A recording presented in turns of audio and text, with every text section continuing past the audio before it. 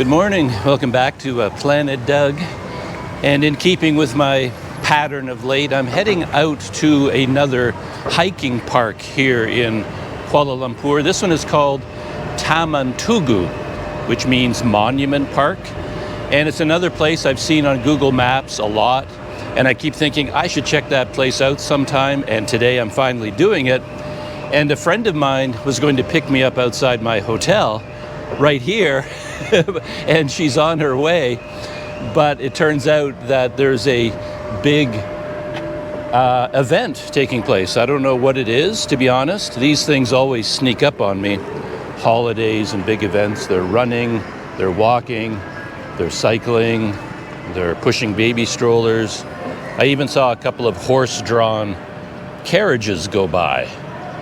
And I don't know what this is, but all the roads around my hotel are blocked to traffic for this event.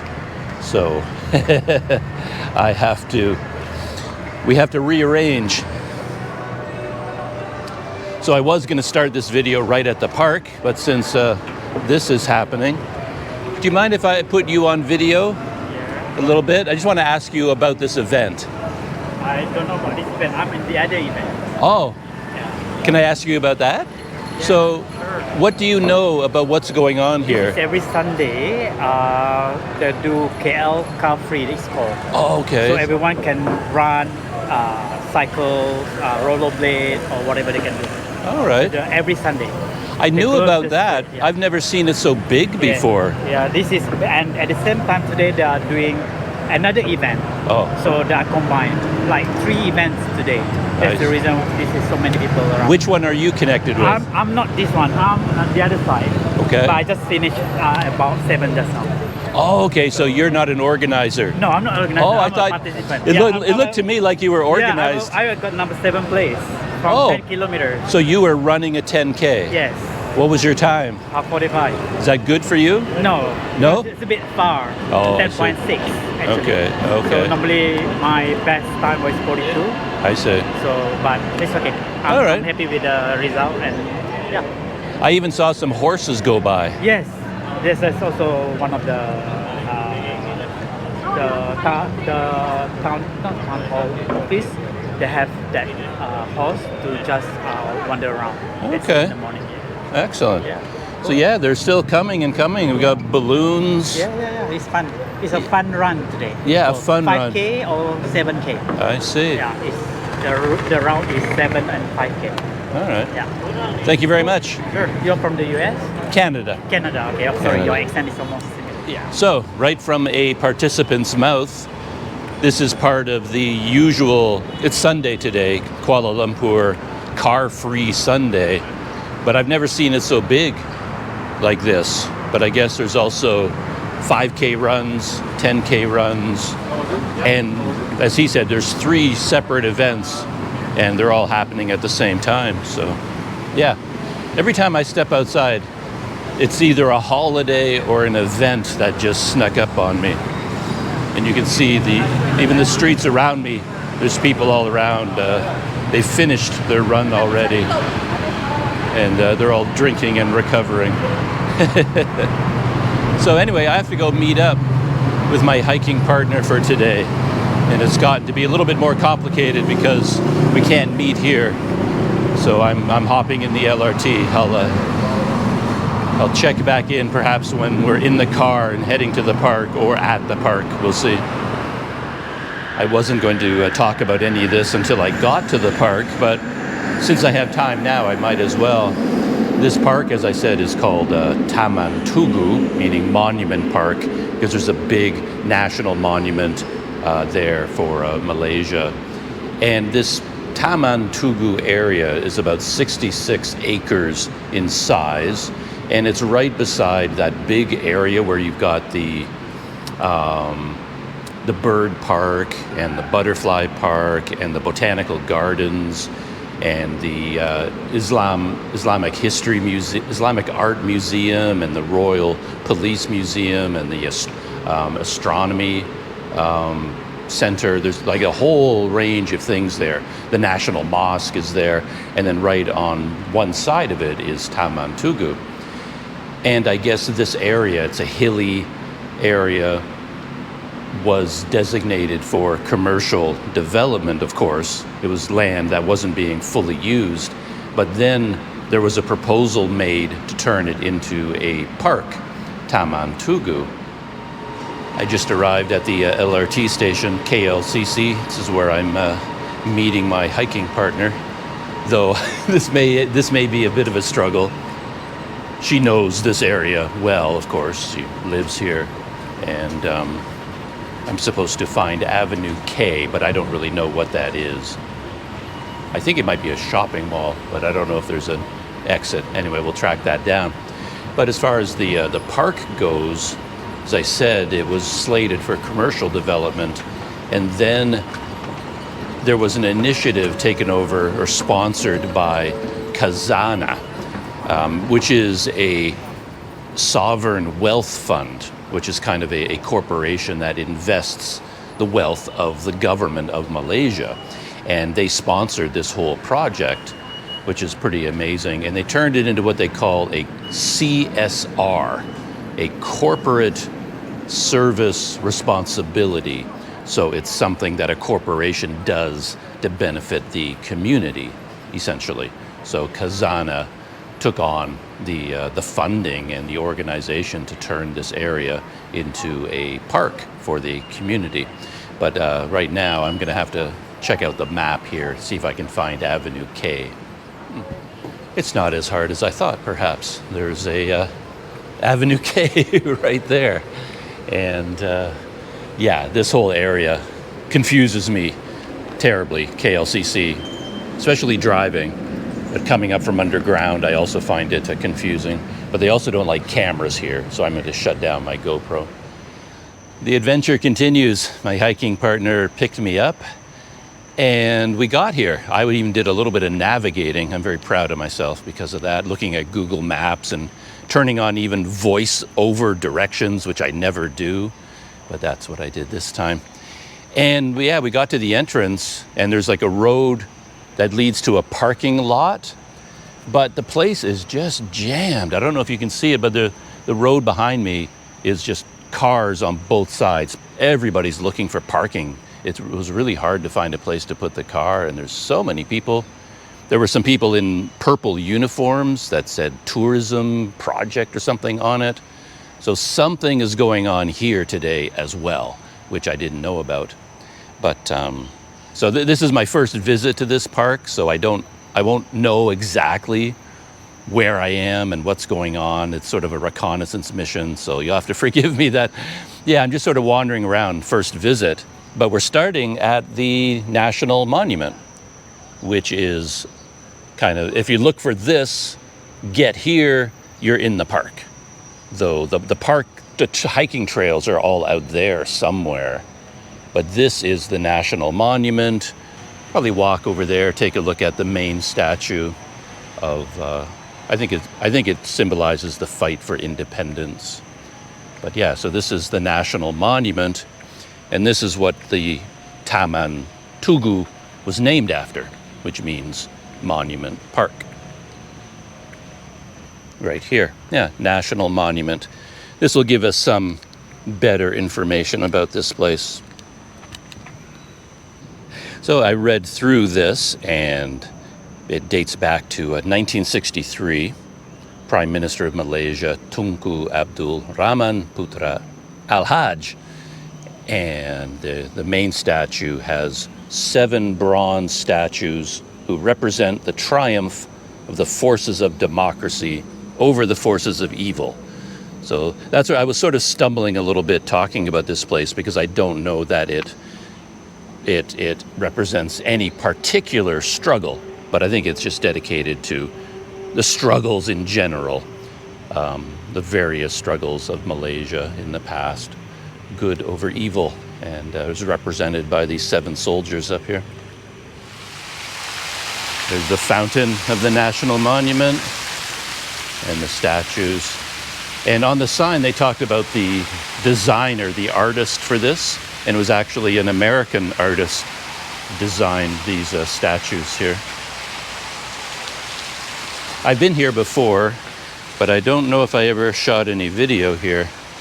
But I remember what I liked about it was just the openness of it, all of the water, and then you're up on a little bit of a hill, so you get to see some of the skyline of KL, the endless skyscrapers going up.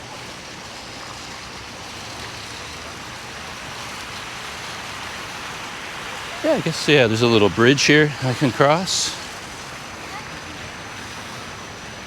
Don't see any fish in the water. Nice timing for light. This is actually, it's about 8 or 9, no, probably 9 o'clock in the morning. And the sun is just hitting the statue just right.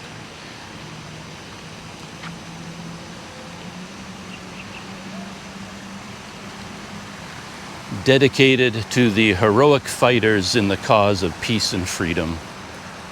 May the blessing of Allah be upon them. So, unity is strength.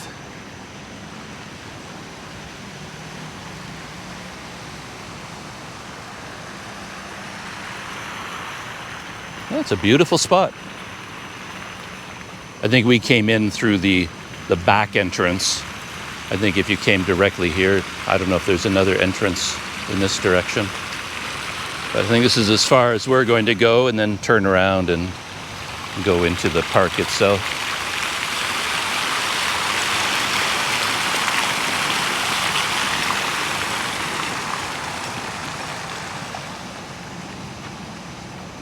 So we're heading into the park, and again, I don't have the layout in my head. So we're actually walking along the road, but a lot of people are walking along the road. And then there's a lot of traffic going up and down this road. But eventually we'll get off onto a trail. But I wanted to stop here just to show this tree here and talk a little bit more about the history of this park, because they call this secondary growth. So even this tree wouldn't be original rainforest. This is actually secondary growth. And they've preserved, along with the Forest Research Institute of Malaysia, FRIM, they worked with them to identify, when they were developing the park, 1,000 trees to identify and preserve. And these trees can be as much as 100 years old. And I'm guessing that this is one of the original trees in the park that they preserved.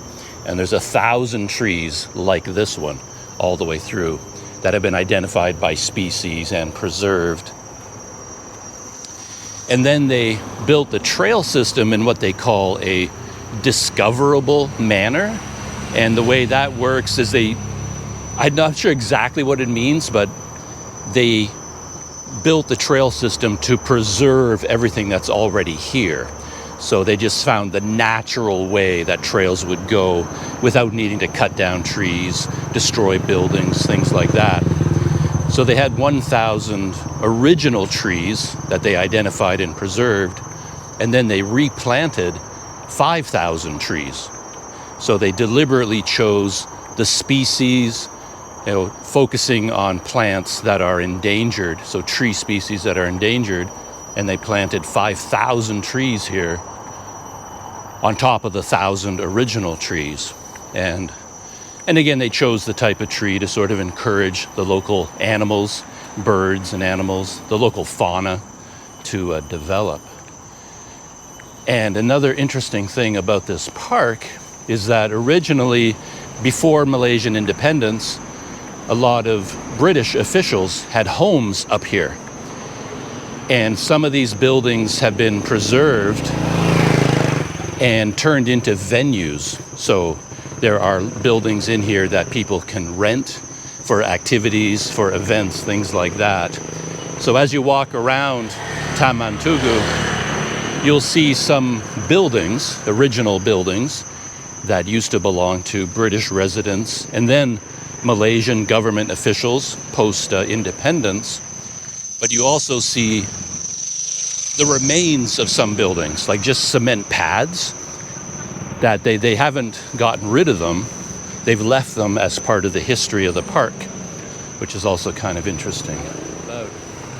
And right here, passing by some garbage containers, and that's kind of interesting too, because when they established this park, it was actually opened in September of 2018. So technically it's only 6 or 7 years old. But when they were constructing the park, they found that it had been used for a long time as a dumping ground, because I guess there was roads in here, and then people would come up here with trucks and then just dump garbage off the side. So far they've removed 300 dump truck loads of garbage out of this park already, and that's sort of an ongoing process.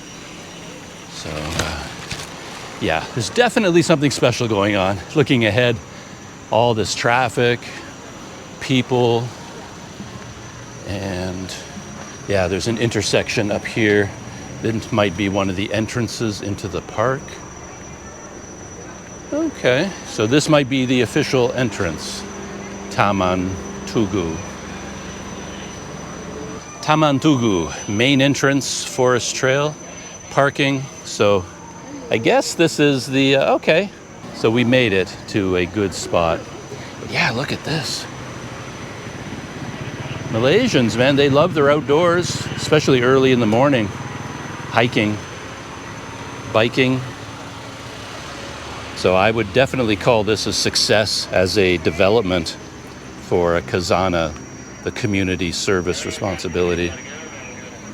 All right, so let's see if we can walk in. So almost by pure accident, we ended up at the main entrance. This is where I wanted to be. It's marked as E1 on the map. And I thought we were miles away from E1, but we just walked up the road, and by luck, we're actually here. So this is the main entrance here. You can see everybody, everybody's taking selfies at the main entrance. So there's some information here. They have a really nice website. It's all in English. You can click on English or Malay. So all this information here you can see on the website. But here it's all in Malay, but you can understand it pretty easily. And this is the main map, which is what I really wanted to see. So this is where we are, E1. So I guess we came in here. There's the National Monument, I guess. No, there's the National Monument. We parked here, went to there, and then we walked up the road. Now we're at E1, okay. So they have a bunch of different trails. I don't know if they have names. There's green, orange, purple, blue, yellow, and white. So when I saw that it was 66 acres, I thought, no, that doesn't seem very big. But once you're out here walking, yeah, it's big enough. 66 acres with all those trails. All right, so this is where we are. Green trail hooks up with orange and yellow here. I would like, if my hiking partner agrees, I wouldn't mind doing the full yellow and orange, but who knows? We'll see as we go in. And it looks like, yeah, they do close. These are the hours here, 7 in the morning until 6:30 at night. Last entry, 5:45. I'm assuming they actually close the gate and lock it. So yeah, they're pretty serious about that.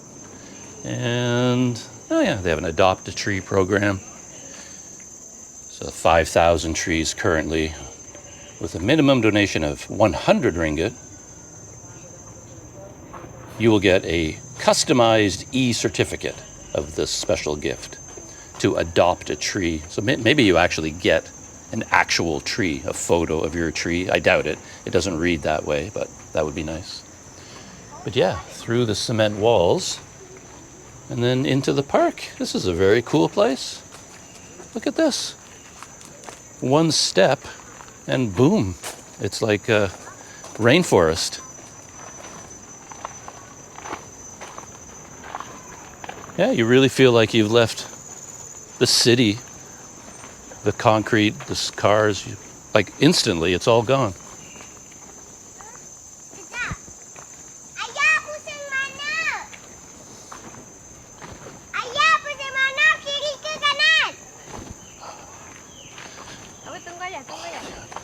And I was wondering about signage, but it looks like they've got a lot of signs. So there's no question about getting lost like here. secondary trails. CP01 looks to be the yellow tree. And they're telling you, like, look out for things falling from the trees, snakes, and the monkeys, the macaques. I hope there are macaques here. Here's the trail ahead of us. Really nice. And this is the very first trail leading from the entrance, so very nice. And we've passed a beautiful lizard, not a monitor lizard, I don't think, but a smaller one with different colorings. Past some flowers already. And my hiking partner was saying that the plant life seems more varied here than at Bukit Dinding. Like there's more variety, and I think I agree.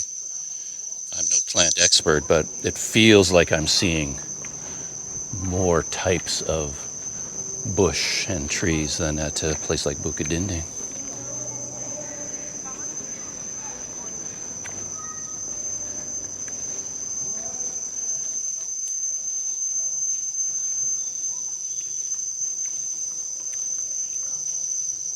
Oh, I hear speakers, so maybe there's an event.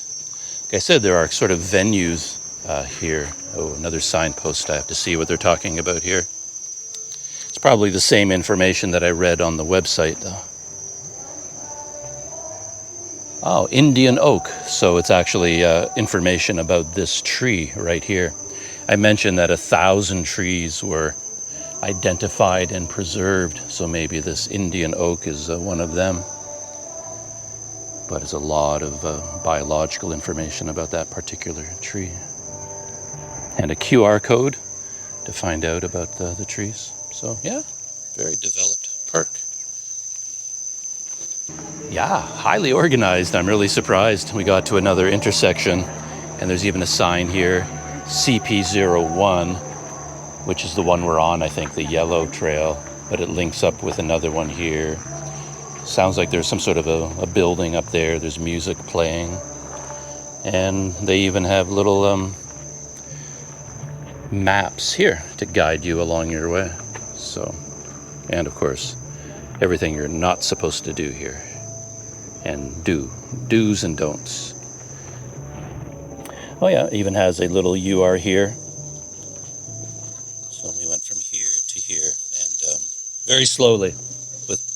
When you're with Planet Doug, you go slowly and you look at everything. There's a little creature.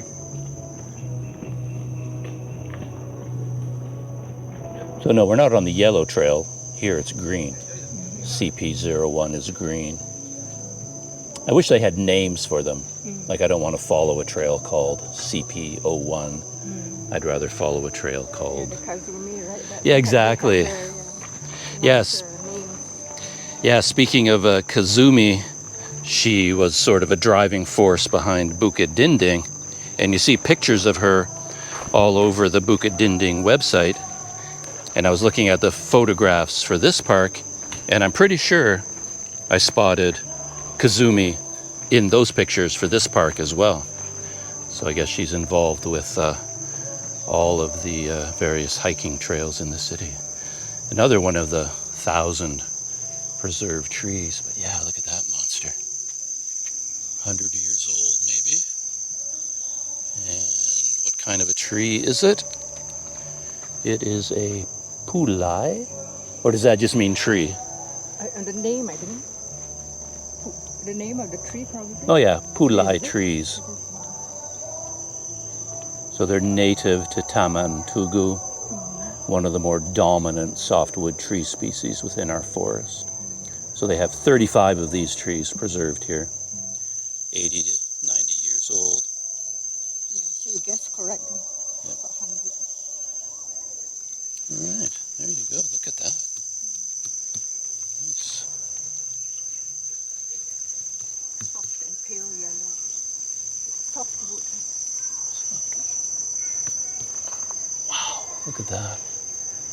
Vines coming down.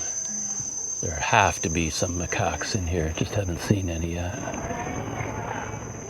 I've been coming across these small metal signs on the trees, and this is from the annual adoption program. there, and another one there. And on a tree on the other side, where did it go? Maybe it's too far back. Oh no, here it is here. The sign was Canon. So companies sponsor trees as well. Some good faith from Canon, giving back to the community. And it looks like, yeah, they use these very small springs, which allows the tree to keep growing. And I assume they'll replace the spring as the tree gets bigger. So I read about this park that the British residents that lived up here, they were heavily into like gardening and landscaping. And one thing they did was bring in palm trees from West Africa. And they say, keep your eyes open for these palm trees. And I think we've stumbled across, it's huge. Look at the size of this thing. I think that's a palm tree. But a different species, I think, from the ones that you see in the palm oil plantations in Malaysia and Indonesia. And I think there's another one over here. So yeah, these likely would have been planted deliberately by a British resident pre-independence of Malaysia. It's a bit of a Malaysian history.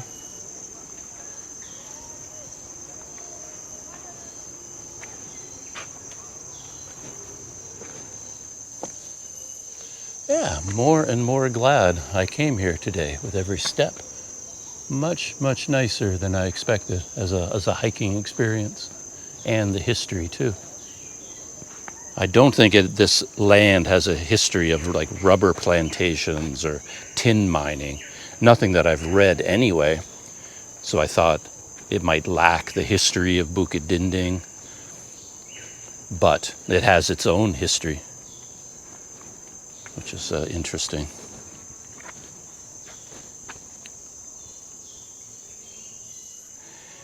So we keep passing by these markers for the different tree species. And this one, I mean, I'm not familiar with all the types of trees, but this is a setambun right here, I assume. This one that's in front of us, small one. And it says this species is one of the 4,100 trees that were planted here deliberately as they were developing the park. So there's another one. So there's no shortage of information here about what is around you. And of course, we've got Planet Doug's favorite thing in the whole world, benches. Though I don't know how many people would sit here. You'd have to kind of clean it a little bit, maybe. I don't know. Okay, and then benches are adopted by various companies and individuals, massing. But yeah, it's perfectly clean. It's just got a little bit of a green there, but it's not going to make your pants dirty.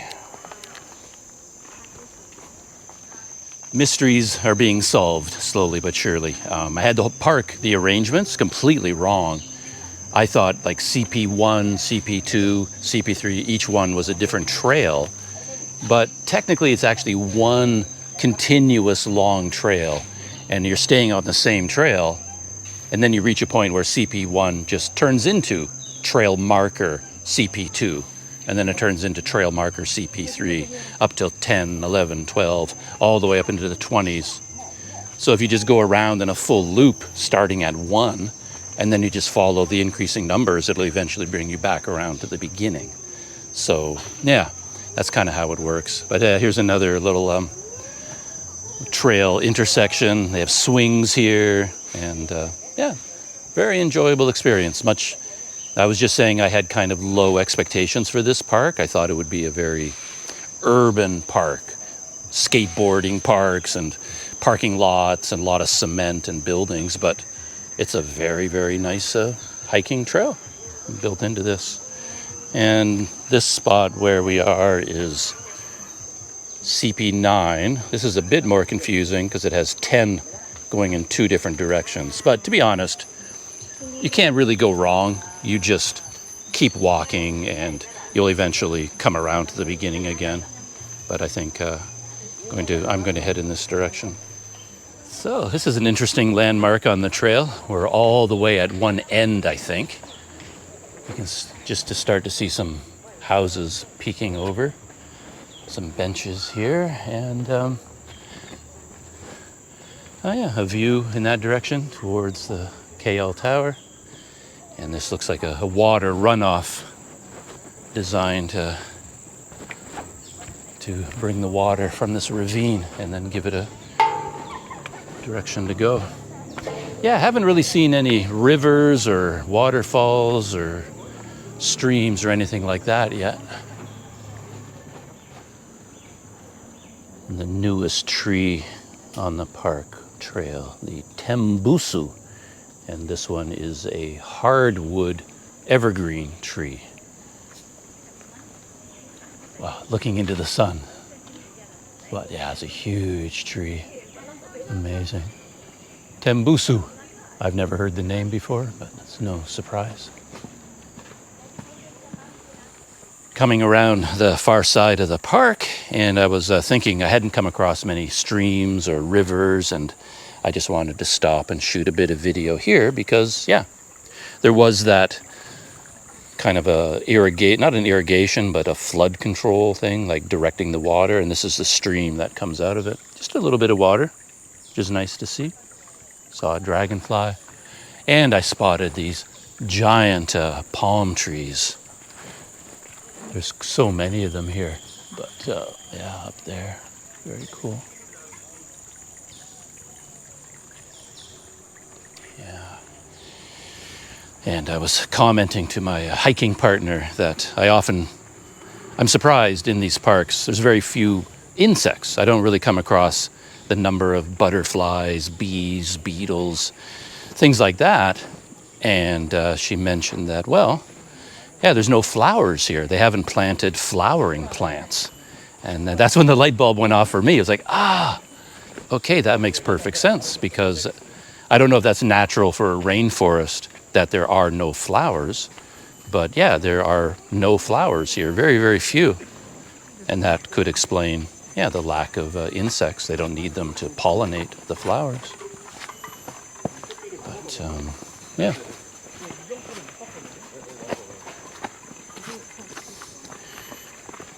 Yeah, I'm stopping all the time and letting the hiking groups go by. Yeah, Sunday would be the busy day, which I don't mind. I like to see a lot of people on the trail. It just makes it interesting. Little water beetles, like on the top of the water there. Or water spiders, whatever you call those things. Yeah, I think on a normal weekday, you would be the only person here, probably. Early in the morning, there would be people here hiking and running for exercise. But then I think if you got here like 9 o'clock or 10 o'clock, you would have this entire park to yourself, if that's what you want. But if you want to see some more activity, coming on a Sunday is a good idea. Cool. Not that cool. Aha, let's find out. Is it cold? No, right? It's not cold. No, it's not cold. cold. It's cool. Yeah. Oops, sorry. But not... Yeah, I don't wear sandals at Sunday. So, with my love of benches, I have to document myself sitting on at least one of them. This one, I don't know if it was sponsored or not, but the sign here is worn out now. But yeah, there's a lot of interesting things about this park. I just walked over this little stream, and they put in a small bridge right there. That's where I put my foot into the water. And there's this little trail to this bench. So you can sit here on this bench right beside this little stream. Have a drink of water, which I'm about to do. Yeah, nice little touch. I like to see things like this. Somebody was thinking when they designed this. I think that's the noisy swing over here. This is the quiet one. So, one of the many... Oh no, this one's noisy too. They need some oil up there. But one of the many entertainments here at the park.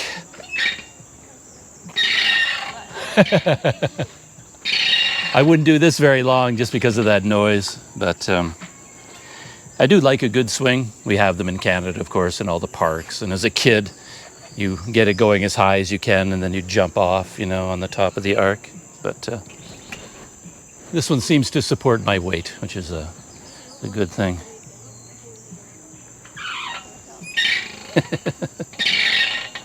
Yeah.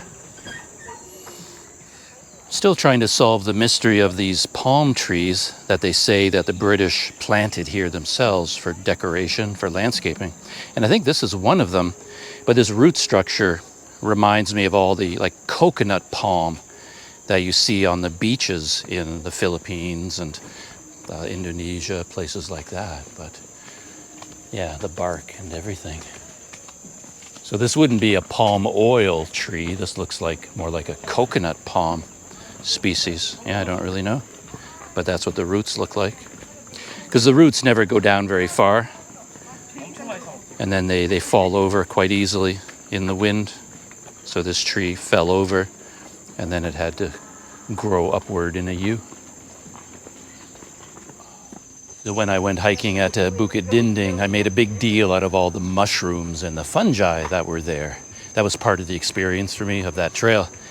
And I understood that there were also like mushrooms and fungi here, but I haven't come across that many of them, but it just came across a little cluster of some mushrooms here alongside. I guess there's some wood here. They put in an old log. Yeah, you can really see it over here at the side of the trail, and then these mushrooms are growing out of the side of the log as it's rotting. So there are mushrooms here, but not nearly as many as I came across on Bukit Dinding. Yeah, I was saying earlier that I never run into that many mosquitoes. Like even on the website for this park, they do recommend bringing mosquito repellent. And I always go, I just poo-poo that and say, nah, I don't need to do that. But just recently stopping for a couple of minutes, sitting on a bench, stopping to chat, I met some 3 young Malaysian hikers here, and we chatted for a couple of minutes, and stopping to look at the mushrooms. Every time I stop moving, I look down. Lately, my feet and my ankles have had mosquitoes on them. And yeah, they're enjoying this feisty Canadian blood that came into their rainforest. So yeah, there are mosquitoes here. If you slow down, they'll find you. But if you're just walking normally, I don't think it's a big deal. As I've said many times in the past, if you're hiking on a trail like this in a Canadian forest, it doesn't matter whether you're standing, sitting, running, whatever you're doing, you're being eaten alive by mosquitoes, black flies, all kinds of biting insects. Oh, butterfly. Yeah. Yeah. Shooting video of a butterfly on a GoPro, that's futile. And it would end up being so tiny in the screen. But anyway, trust me, there was a butterfly there at one point. But I haven't heard any macaques climbing through the trees. I haven't seen any. So I don't know if there are any here or not. I haven't seen any at all.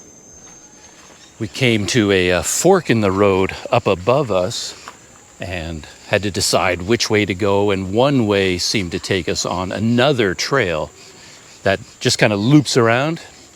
And we hemmed and hawed. Do we really want to do one more trail? And yes, we did. And here we are. And so far, I'm glad we did it. It's taking us into an interesting area.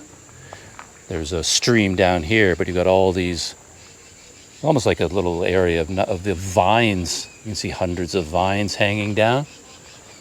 You can see them all through here. And up here, crows and macaques. I saw 2 of them. There's one right there. Sure you can't see it on the video, but there's a small monkey there, a macaque. And there was another one over there somewhere. But yeah, this trail looks almost like a tunnel going through all these vines. Very interesting. Hadn't seen vines like this anywhere else in this park so far. Look at that, like a curtain almost. Curtain of vines.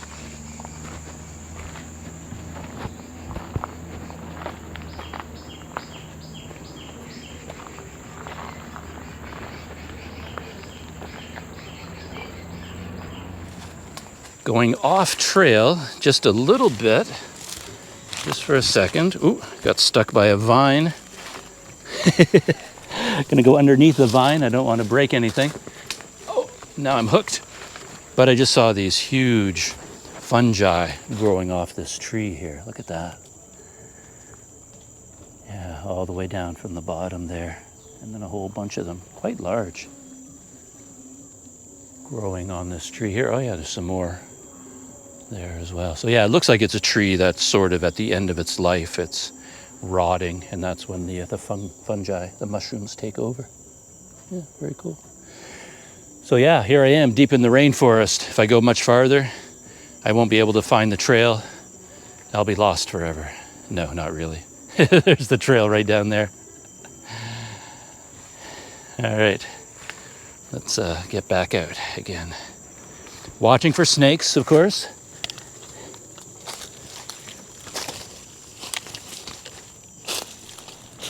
Still on this kind of a detour path. It's turning out to be longer and more up and down than I expected. So yeah, it's a little bit of a workout, but so far it feels like the most natural part of all the trails.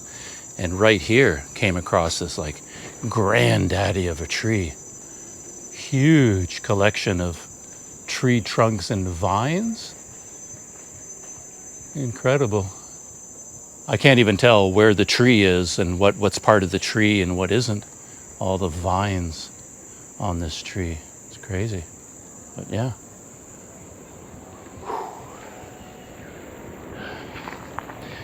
But yeah, adding this trail to the main trail, yeah, it's a lot. Starting to feel it now in terms of sweating, getting hotter. And I think in the morning, both myself and my hiking partner are going to feel it in our legs. It doesn't feel like it right now. I mean, it's a pretty casual sort of trail, really. But once you put together all this going up and down, I think stiff legs are in our future tomorrow morning. But yeah, you can see how nice this trail is. It's cut off from the sun, nice shade, canopy up there.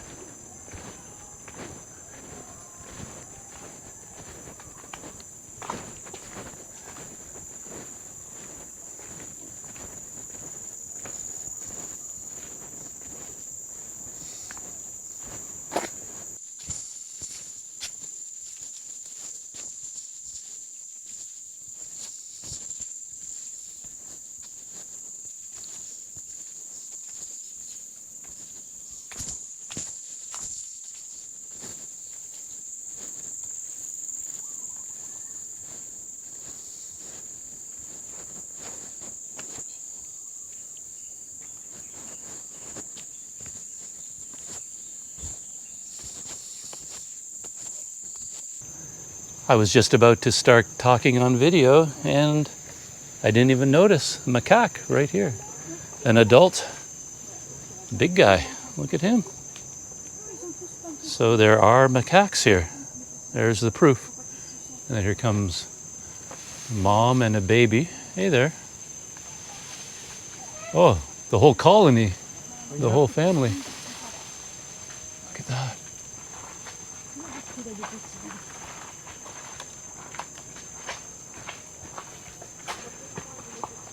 Look at this one. So cute.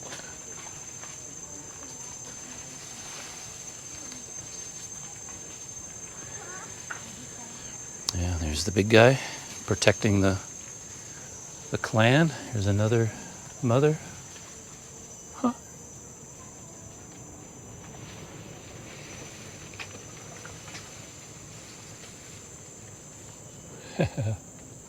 Very cool. And I stopped here because there are swings, but there's also sort of a cement pad down here. And there's an information board that talks about this, that this cement pad was part of a house that belonged to a Malaysian government official who lived here.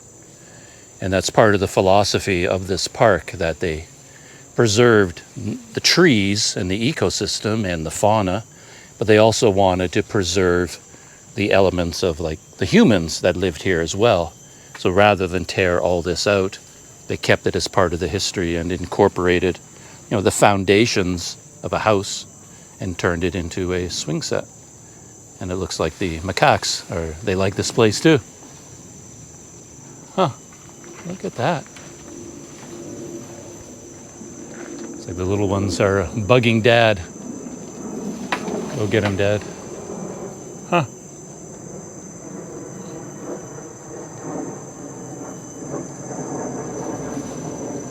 Yeah, of course, we're not supposed to feed them. That would be the rule in a park like this. Like, you don't give them human food. But they definitely, I think they've gotten a few snacks from time to time. So, yeah, it might be time to move on. What do you think? They might be getting too interested. There you go. Wow. Yeah, just recently I've gone through a whole series of Planet of the Apes and War for the Planet of the Apes, and I've seen all these movies. So when all the macaques start moving in, it's like you start thinking about all the movies. So it's time to get out of there before they start evolving and taking over the world. All right, very cool. Slowly getting all the way around to the main entrance where we came in, but there's a kind of a lookout point here. Oh no, it's okay, I'll just walk up. But I don't know if you get a nice view or anything, but let's just walk up here, see what there is to see.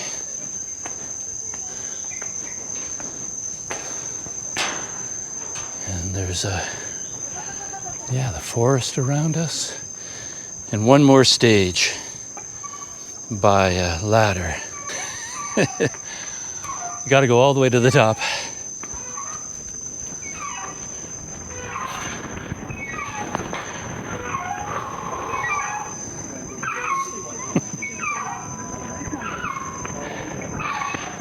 And hopefully it's not rusting and about to fall over. Feels pretty solid.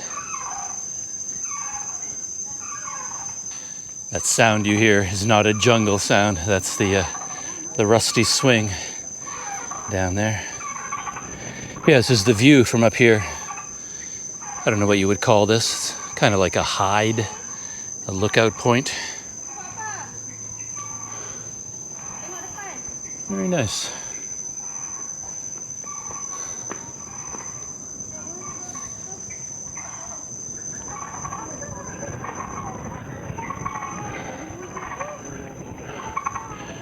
So from here, I think it's a very short distance, climbing up the hill again, and then we'll be back at the main entrance, like E1. And probably not a moment too soon.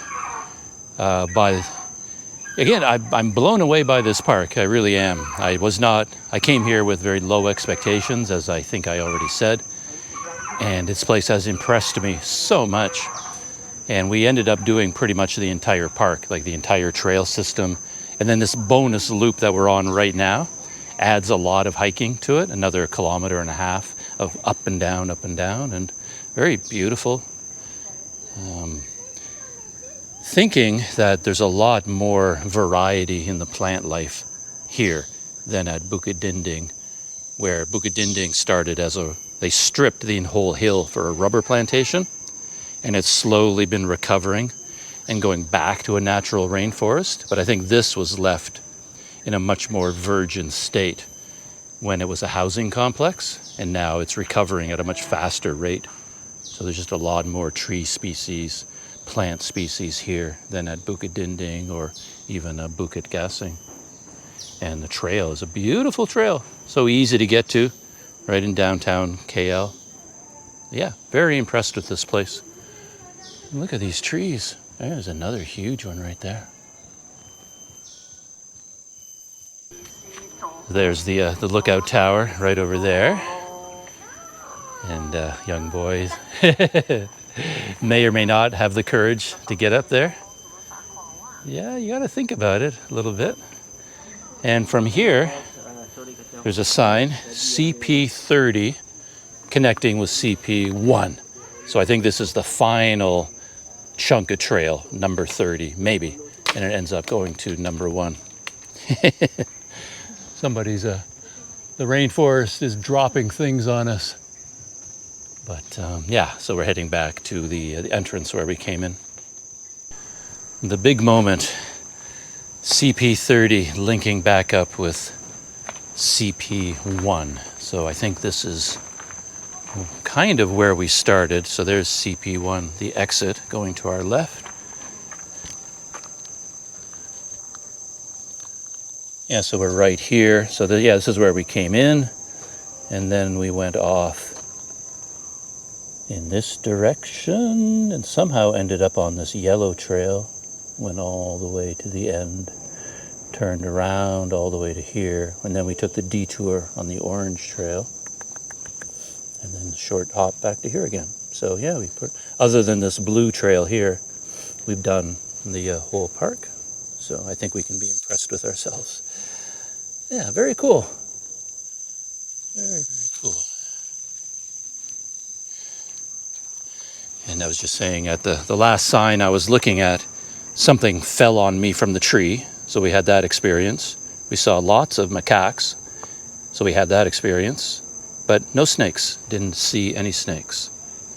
So yeah, would have been nice to see one snake. And here we are. At or near the entrance. Taman Tugu. Man, it is a happening place. Yeah, so there's some toilets over there, tandas. Didn't see any of this when we came in, so it's a different access point. The exit is different from the entrance we came in, but they have some cold drinks. Continuing with my informational tour of this park, they do have toilets here. There's a prayer room over there, and then bathrooms over here. And the bathrooms have built-in showers on the men's side. There's 2 separate showers, like a big shower room with a nice, like, rainfall shower head. So I just stripped everything off, soaked my head. Felt really good because my head was just hot from the trails. Would have been nice to have an extra pair of clothes, dry clothes to put on, but still felt good to take a shower. And maybe getting they seem to be packing up. And maybe to complete the experience, get an iced coffee here. What do you think? A little bit late for the drinks and the snacks. Packing up, the coffee is done for the day, but they were still serving a passion fruit lemon drink. So that's what I got. And I think mine is ready. It's right there. Oh, okay. So yeah, working on that. And yeah, you could get waffles here, things like that. And I think there was food here, but they're packing up as well. And yeah, meilleur coffee and pineapple tart. So these are their best sellers. But yeah, they're a minimal menu right now because they're closing. But that's what I'm getting there. Very happy with my decision to stop for a cold drink. And so the lemon thing that I have is really nice. Ice cold, mint and lemon with passion fruit. That's what it is. Yeah, it's a passion fruit, lemon, minty thing. And really nice flavor.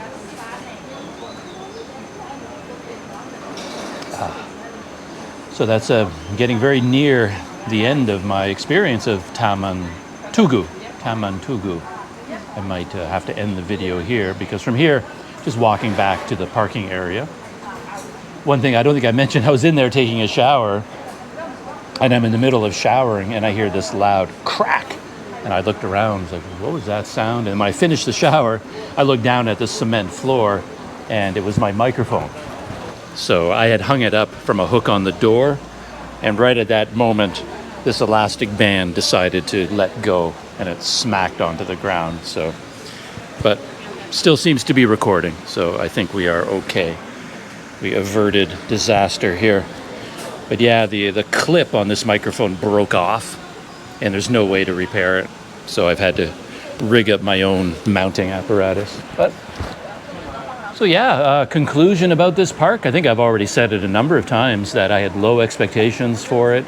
but I'm really like deeply pleased. It's much nicer here in every way than I thought, ranging from how easy it is to get to, right in the middle of KL, how beautiful and interesting the trails were, and they were even a little bit challenging. By the time you do them all, you're starting to feel it going up and down. You feel like you're getting some exercise.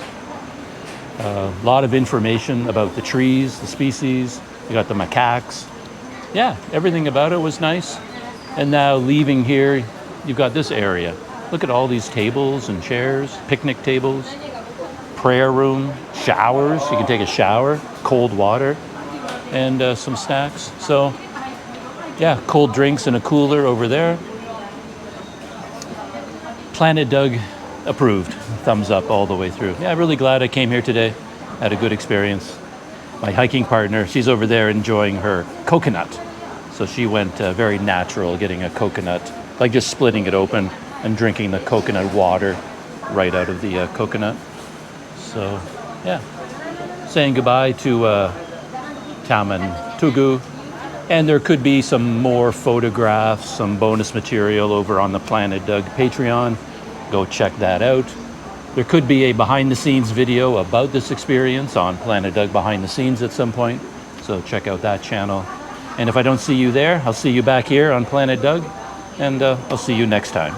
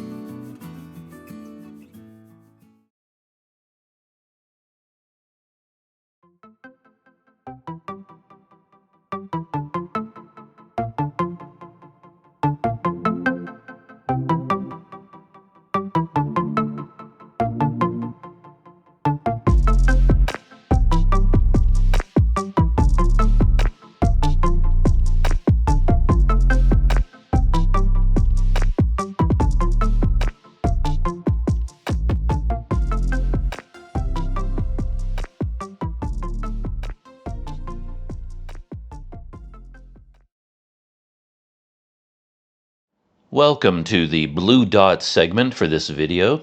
I thought doing a blue dot for this video would be useful just to show, of course, the country I was in, the city I was in, but more importantly, where this park is located inside Kuala Lumpur, because that's one of the things that makes this park so special, how central it is. And using the blue dot, I can show you where we went on the trail system inside the park. So starting here, I can show you where Malaysia is. Of course, the country of Malaysia is right here in the middle of Southeast Asia. To the north, we've got Thailand, Cambodia, Vietnam, Laos, Myanmar, and to the south, Singapore and Indonesia. You head east, you're going to run into the Philippines. Northeast, you're going to run into Taiwan, and to the north, of course, China. And off to the west, Sri Lanka, India, and then northwest, you've got Bangladesh, Nepal, Bhutan. So that gives you the basic idea of where Malaysia is located. This is peninsular Malaysia here, and then over here is Sarawak and Sabah. This is also part of Malaysia, part of the island of Borneo. And Kuala Lumpur, the capital city, is pretty central in Malaysia. So if we zoom in on Malaysia Peninsular, you can see that's where KL is located, sort of in the middle of the country. So let's zoom in on Kuala Lumpur and get a little bit of context. So here is downtown Kuala Lumpur. Very popular tourist attraction up here, Batu Caves. You can see where it is located relative to downtown. Petaling Jaya over here, and then down here is Klang and Port Klang. So a lot of shipping leaves from Port Klang down here. So let's zoom in more on Kuala Lumpur itself, and we can see some of the major attractions here. Get a bit oriented. The Petronas Towers haven't shown up yet. I think we have to zoom in a bit more. Where are they? Okay, there they are. They finally made an appearance. So here is downtown Kuala Lumpur, and the Petronas Towers over here where my pointer is. KLCC Park over here. Bukit Bintang here, very popular with foreign visitors. A lot of shopping malls, a lot of nice hotels, Airbnb condos, a lot of food streets and restaurants. So that's the Bukit Bintang area there. And then down here is Chinatown, this area here. Merdeka Square over here, popular with foreign visitors, and Central Market is right here. But the area that I was talking about in the video that's adjacent to Taman Tugu, like you can see Taman Tugu is right here, so that gives you an idea of its location relative to all the other, like the downtown core of KL, which is right here. And then you just sort of hop across the river on the other side of Merdeka Square, and this is where Taman Tugu is located. But just to the south of Taman Tugu, you've got this huge park area. And there are many of the attractions of Kuala Lumpur are located here. So down here, you've got the National Mosque, the Islamic Arts Museum right here, the Royal Malaysian Police Museum, and then we've got the Butterfly Park, the Bird Park is here, and the Botanical Gardens. And there's just so many things in here that are of interest to visitors. And then north of that huge park area, finally we get to Taman Tugu, which is this district right here. So when I was planning my trip there, I mean, I went to the maps, I looked at all the information I could, I went to the website, but that only gets you so far, or at least it only gets my brain so far. I really have to go somewhere before I fully understand how it works and how it's put together. But my idea planning this visit was that this is where we wanted to go. That is the parking lot. As far as I could make out, it was the main parking lot for Taman Tugu. And it makes sense because there's the marker for Taman Tugu right there. And then this is the hiking trails of Taman Tugu. So I thought, even if I don't really know how the place is organized, as long as we got here, we could park the car and then things would start to make sense. But as it turned out, it was an extremely busy day. The Sunday morning car-free thing was going on, all kinds of activities and fun runs. And I think the car-free activities spilled over into Taman Tugu, and they had a wellness day activity in the park itself. But for whatever reason, the park was extremely busy. And I thought we would just drive along here, turn left, follow this curving, winding road, and then go to the parking lot, park, and then we'd be done. But when we turned down into this road, it was jammed with cars already. So the side of this road was solid parked cars the whole way. And then it was pretty clear that the parking lot was going to be very full. And we looked for a while to find a parking spot. And luckily we did find one, I think, in this area right here. And then once we parked the car, we walked here, which is the National Monument. Checked that out for a few minutes. And then I remember when I was planning this trip, I wanted to look at the National Monument, but I also wanted to check out this sculpture garden. But in all of the activity, the crowds, all the excitement of going there, I just completely forgot it existed. And we walked up the road. I guess we went by the sculpture garden, but I never even saw it. And I was busy, as we were walking along the road, I was talking about the history of the park and how it developed as we were walking along here. So I completely forgot about the sculpture garden. And then we got to here. And that surprised me because that's exactly where I wanted to go. This is the main entrance right here. But I didn't even know it was located here. Somehow in my mind, I thought the main entrance was over here next to this big highway. So I thought, how are we going to get all the way from here over to there? So I thought we were in the wrong place, but it turned out we were in exactly the right place. And it's funny how when you watch your own video later on, you see a lot of details, things you didn't notice when you were there in real life, or at least you didn't understand. Because while we were standing here getting our bearings at the main entrance, I noticed there were some guards there kind of waving at cars and doing a bunch of things, and I didn't understand what was going on at the time. But now in retrospect, I know what they were doing. Basically, the parking lot was completely full. And then every time one car left, then the guards here would hold up one finger to indicate that they have room for one more car. And then a car would turn in and go to the parking lot. Or the guard would hold up two fingers and say, okay, we have room for two cars. And then when the lot was full again, then they would wave at the cars and give an X or something like that and say, no, no, no, we're full. No more room, no more room. But at the time, I saw all that activity and I didn't know what was going on. But essentially, that's what was happening.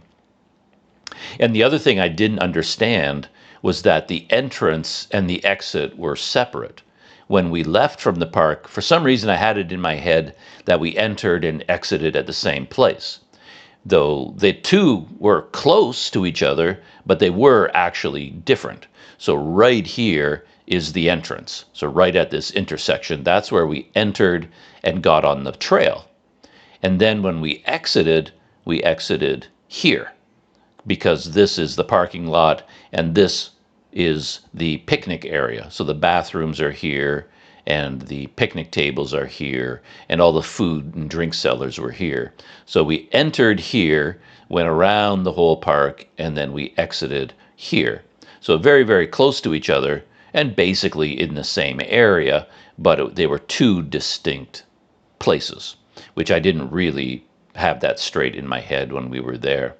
So when we went into the park, we basically entered here and then we followed the main yellow trail and went all the way to the end of the park here, turned around and then came back again and then ended up, back here.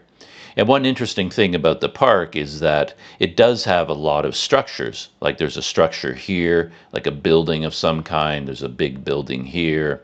You can see there's a structure here, parking area here perhaps.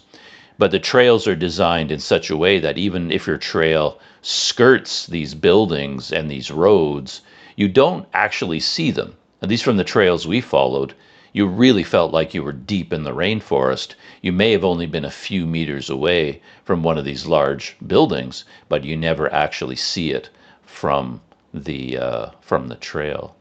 So basically that is the location of Taman Tugu right here. And then you can see relative to Merdeka Square and the main downtown core of KL. So from here, let's switch over to the Taman Tugu website, and then I'll show you the map of the park itself. Here is the map of the park from the Taman Tugu website. You can see the logo for the website up here. And I've zoomed out a little bit just to get more of it on the page, but I don't want to zoom out any more than this or it's going to get too small. But so there's the top of the park, and then down here is the bottom. And there's E1, so that is the main entrance. So that's where we started. We came up this road. There's the national monument there, and then we followed. I guess this yellow line is the road, and then we went to E1, the main entrance. And I think looking at this map now, the more natural thing to do would have been to turn right along this green trail. And then, because you can see there, it says CP01. So that is checkpoint 1. And then there is checkpoint 2. So I think you're intended to go in here, turn right, get to checkpoint 1, and then you start 1, 2, 3, 4, 5, and then you start going through the entire park. But for whatever reason, it seemed more natural when we went through the main gate to turn left. At least I think that's what we did. And then we probably followed this red trail, and then it linked up here with the green trail at CP6, I think that is, or CP5.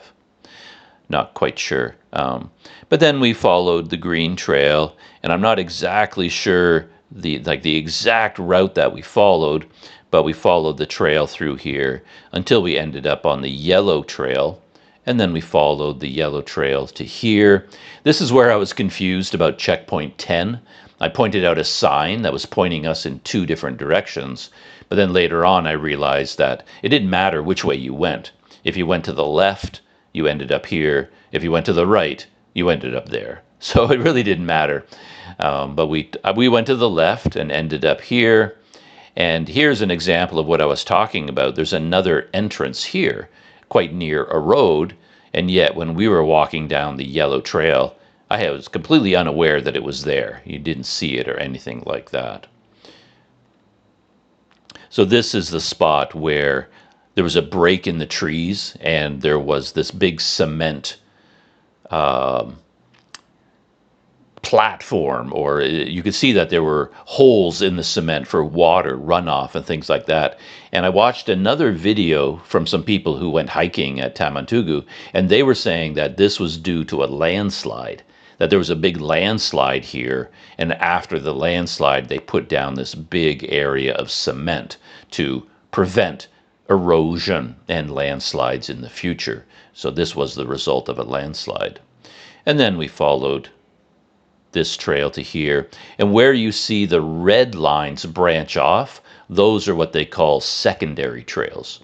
So if you're walking along here, you get to checkpoint 11, checkpoint 12, and there you can continue on to checkpoint 13, or you could hop onto this secondary trail, and then it would take you to checkpoint 13 as well. But at the time, I didn't really know where the secondary trails went.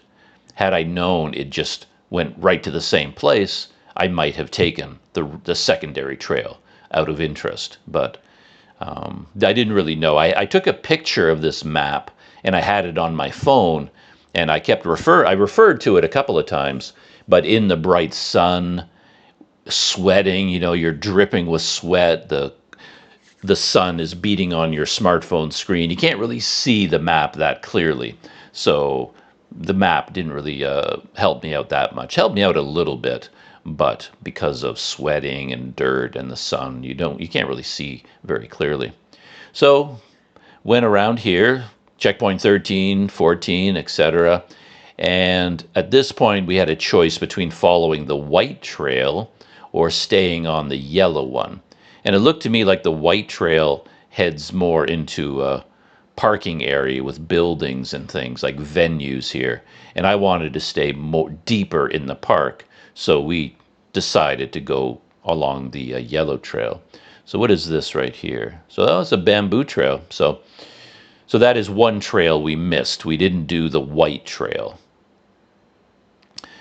but we followed the yellow trail. And then we got to this point here, and this is where we took the long detour. We hemmed and hawed a little bit, or at least I did, when we were standing there, because we were already pretty hot from, it doesn't seem like we went very far, but it felt like we'd gone on a pretty big hike. And then we got here, and it looked like the orange trail would go in a loop and then bring us all the way right back to where we were. So even if you do the entire trail, you're no further ahead in terms of getting back to the entrance and the exit. So it's kind of a detour is what I'm saying. But then I checked with my hiking partner. She still had energy in her legs, and I had energy in mine. So we decided to do that. And that turned out to be the best decision that we made, I think, because by following this orange trail, we went up and down a lot. You can see all of these topographical lines. Every time this orange trail crosses the line, you're either going up or down. So you're going up, up, down, up, down, up, down. And it's switching back and forth. So it was a very interesting trail, very beautiful. We crossed a stream here, And this is where we saw the macaques. So that was the highlight of the visit for me, all the macaques. And if we hadn't taken the orange trail, we probably wouldn't have seen the macaques. So we did the entire orange trail and then came all the way back to here, or maybe to here. What is this? Okay, this is they call it the gazebo. I didn't know what to call it, like lookout tower or whatever. Checkpoint 30, but they call it the gazebo. So that's where I climbed up to the viewpoint. And then from the gazebo, it was a short distance to get back to the entrance and the exit. And that is where our hike ended. So, yeah, there it is. I was a little bit confused by the naming of the trails. I was kept looking for, oh, look at that, I never noticed this. I was so confused about what CP meant. But now I see it says checkpoints, because I watched another YouTube video and the people in the video were talking about checkpoint. CP meant checkpoint. But when we were at the park, I didn't know what it meant. And at the beginning, I thought they were the names of the trails, that CP1 was a trail and then CP2 was a different trail. But it looks like the green trail is just called the green trail, and the yellow trail is called the yellow trail, white trail. And the blue one is the nursery trail, and then the orange trail. So they don't, the individual trails don't have specific names. They just are named after their colors, except for the blue one, which is the nursery trail, this one here. And I don't know what that means. I don't know why it's a nursery. Probably tree nursery, like more like a plant, not for animals or human babies, not that kind of nursery, but more a nursery for plant life, I'm assuming. But yeah, again, I'm just guessing. So there you have, Taman Tugu.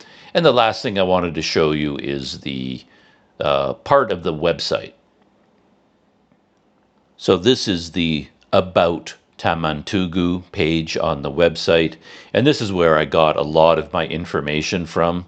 I read all of this before I went to the park, and you can see here it says Taman Tugu is a CSR, and I thought that stood for corporate service responsibility, but it's actually corporate social responsibility. And this initiative was led by Khazanah Nasional Berhad. So that's the thing I was talking about. And then you get some information here, 66 acres, and talking here about the Forest Research Institute, FRIM, about how they preserved and identified 1,000 trees and all the different species. And then they went on to plant more than 5,000 trees, 230 indigenous Malaysian rainforest species have been added to the site. That's pretty impressive. And then they talk about how they chose what plants to put there to create a natural ecosystem so that the local fauna would feel at home and have a good life there. And it looks like they're hoping the site could eventually have more than 200 trees per acre, and that would be similar to a genuine rainforest, apparently. And this is where they said that the trails are created in a discoverable manner, and then they talk about what that means. So, yeah, so this gives all of the history of the park, everything that I was talking about. And they have a really nice video here. So there's a video on YouTube that tells you all about the park and its history. So, yeah, it's worth visiting the website.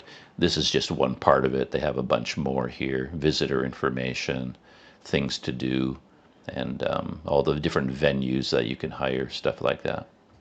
So that is it. That's the end of the blue dot for this video. I hope that helped you understand the context for this park a little bit better. And as always, come back for the next video, and I will see you then.